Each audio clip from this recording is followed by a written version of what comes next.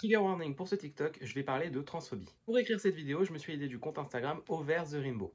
Aujourd'hui, je vais parler de J.K. Rowling, et si ce nom te dit rien, tu dois sans doute connaître Harry Potter. J.K. Rowling, c'est l'écrivaine de la saga. Alors, pourquoi j'en parle aujourd'hui?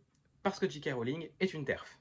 J'avais déjà fait un TikTok pour expliquer ce qu'est une TERF si jamais. Bref, pourquoi je dis ça? Tout commence en 2018 où elle like un tweet, par erreur d'après elle, d'une personne qui dit que les femmes trans sont des hommes en robe. En 2020, JK poste un tweet en râlant pour dire qu'en gros, on a un mot pour dire personne avec menstruation. Sous-entendu, on dit femme et pas autre chose. Petit rappel, les personnes trans aussi peuvent avoir leurs règles, j'en suis un exemple.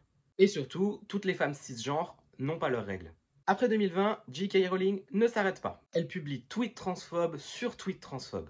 Elle fait même la promotion d'un site qui vend du merch basé sur la transphobie et sur le fait d'être fièrement une TERF. Je vous laisse admirer quelques exemples de produits qu'on peut trouver sur le site. Les personnes trans obsèdent J.K. Rowling, ça en devient flippant. Elle se permet de contredire le vécu des personnes trans. Elle affirme que les femmes trans n'ont rien à faire dans le féminisme. En bref, des arguments basiques de transphobes. En 2022, elle s'oppose à un projet de loi soutenant les personnes trans dans leur démarche de changement d'état civil en Écosse. En 2023, elle dit préférer faire de la prison avec plaisir plutôt que d'utiliser les bons pronoms d'une personne trans. Et tout récemment, elle a donné 70 000 livres à une association transphobe. Ça fait à peu près 81 000 euros.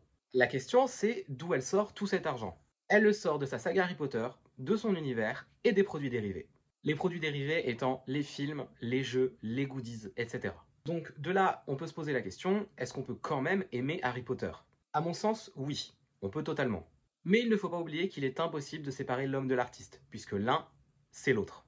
Ce qui veut dire reconnaître les positions ouvertement transphobes et racistes, soit dit en passant, et les actions dangereuses pour la communauté trans de J.K. Rowling. Ce qui se traduit par ne plus acheter de produits dérivés officiels de la licence, car ça contribue à l'enrichir. Et elle ne s'en cache pas, elle utilise son argent contre l'existence des personnes trans. Donc, petit rappel, les personnes trans existent, elles sont légitimes là-dedans et elles ont toujours existé. Un homme trans, c'est un homme, une femme trans, c'est une femme. Et les personnes trans non binaires sont tout aussi légitimes que les personnes trans binaires.